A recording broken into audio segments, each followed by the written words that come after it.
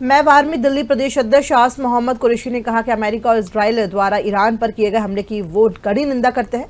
उन्होंने इस हमले में एक स्कूल को निशाना भी बनाए जाने का आरोप लगाया है, जिसमें बड़ी संख्या में बच्चों की मौत हुई है। उन्होंने कहा कि इस घटना के बाद क्षेत्र में तनाव बढ़ गया है, साथ ही हालात लगातार गंभीर होते जा रहे हैं। कुरैशी ने अमेरिका पर अंतर्राष्ट्रीय राजनीति में दबाव और दादागिरी की नीति अपनाने का आरोप लगाते हुए अपनी प्रतिक्रिया दी।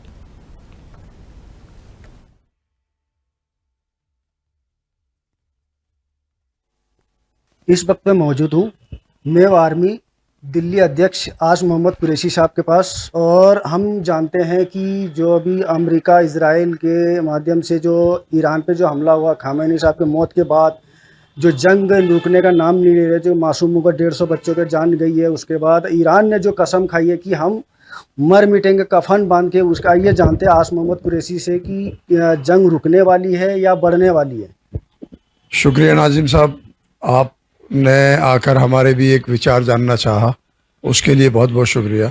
नाजिम साहब, सबसे पहले तो मैं आपसे ये कहूँगा आपके चैनल के माध्यम से कि जहाँ तक जंग का सवाल है, ये जंग रुक सकती थी, रुकनी चाहिए थी, लेकिन क्योंकि अमेरिका ने इजराइल ने मिलकर किसी एक राजनीतिक आदमी को नहीं बल्कि एक धर्मगुरु की हत्या की है, और धर्मगुरु की हत्या करना अपने आप में बहुत बड़ी चीज़ है, ये बात आप जानते होंगे अच्छी तरीके से। तो जंग रुकनी चाहिए थी, लेकिन अब नहीं रुकनी चाहिए। क्यों रुके? आप किसी के धर्मगुरु की हत्या कर दो, आप किसी के देश में घुसकर वहाँ के बच्चों के स्कूल के बच्चों के ऊपर आप मिसाइल मार दो, उसके बाद में आप कहो कि जंग रुक जानी चाहिए। आप तेल के खेल के लिए आप किसी के देश पे हमला कर दो, आप तेल के खेल के लिए एक दूसरे देश के राष्ट्रपति और उसकी वाइफ को उठाकर ले आओ। क्यों रुके जंग? आप कौन हो? अमेरिका जो बदमाशी कर रहा है, अमेरिका जो अपनी गंदी राजनीति कर रहा है, उस पर भी अगर हम ये सोचें कि अभी भी जंग रुक जाए, तो मैं कहता हूँ ये बहुत बुरी बात है।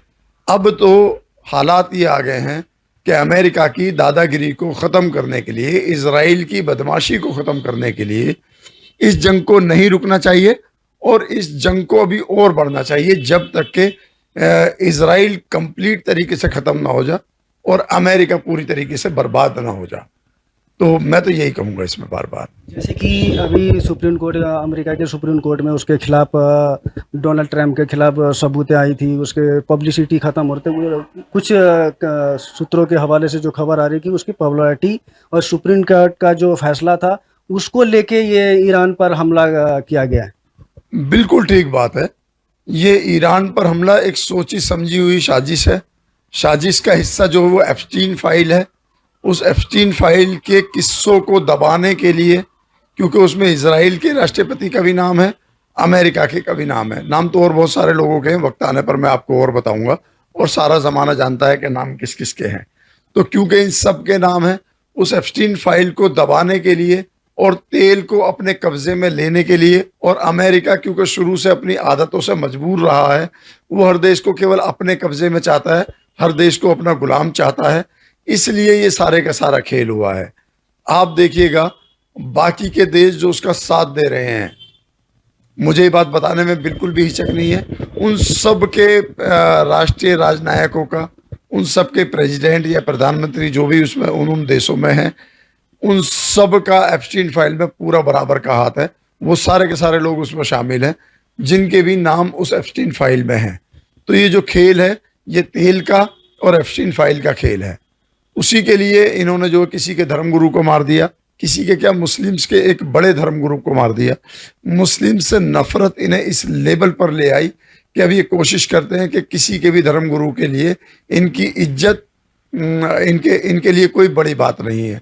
अब वो दिन दूर नहीं है, आज इन्होंने मुस्लिम्स के साथ किया है, कल किसी पादरी के साथ करेंगे, परसों किसी ग्रंथ ईसाई के सरदारों के साथ करेंगे, फिर किसी हिंदू के साथ करेंगे, ये सब के साथ करेंगे।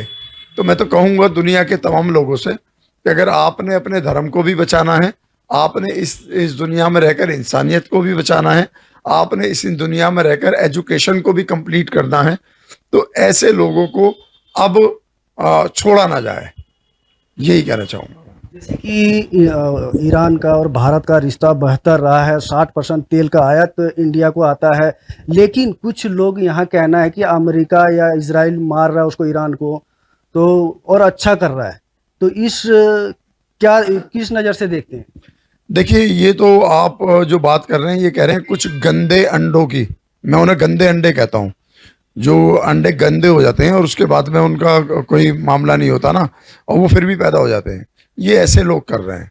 वरना तो सही मायने में तो जो ईरान ने भारत का साथ दिया है, चाहे वो कश्मीर का मुद्दा हो, चाहे तेल सस्ता देने का मुद्दा हो, चाहे किसी भी मुद्दे पर, जब जब ईरान की हमें ज़रूरत पड़ी, ईरान हमारे साथ खड़ा रहा।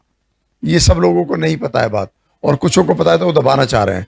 असल में हमारे देश में एक अजीब सा माहौल छिड़ गया है कि अगर मुसलमान है और कहीं उसके खिलाफ कुछ जा रहा है तो हम उसके साथ हैं। ये कुछ लोग हैं, सारे लोग नहीं हैं। तो मैं सारे लोगों को नहीं कह रहा हूँ, ये कुछ लोगों के लिए कह रहा हूँ कि उनको, जिनको पता ही नहीं है कि क्या है हमारी, उनकी राजनीतिक चीज़ें क्या रही हैं, हमारा और ईरान का रिश्ता क्या रहा है, अगर उस रिश्ते को मद्देनज़र रखा जाए तो कोई भी इंसान ऐसा नहीं है जो ईरान के खिलाफ है।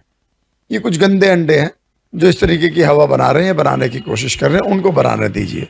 जैसे कि इस तरह के मामले इंडिया में बढ़ती जा रही है, विरोध भी, साथ में जो अमेरिका ने जो इंडिया को, मोदी सरकार को जो घेरने की कोशिश की है, एक तो रूस से दुश्मनी करा दी, ईरान से दुश्मनी करा दी, उसके बाद महंगे सस्ते तेल मिल रहे थे दोनों कंट्री से, अब कहता है कि मुझसे लो, महंगे तेल लो। तो इस विषय में मोदी जी किसी चीज बात का या कोई तरह का कोई जवाब नहीं दे रहे, किसी हर बात को लेकर वो यस यस का ही, तो इसकी क्या सोचते हैं आप इसके? हमारे प्रधानमंत्री नादान हैं, पढ़े लिखे नहीं हैं। अगर वो पढ़े लिखे होते, नादान नहीं होते, तो वो यहाँ पर जो है कुछ और ही करते, लेकिन नादान है, पता ही नहीं है। साथ में जनता उनके साथ, मूर्ख जनता भी उनके साथ है, कुछ मूर्ख जनता वो उनके साथ है, क्योंकि कुछ मूर्खों को लगता है कि मन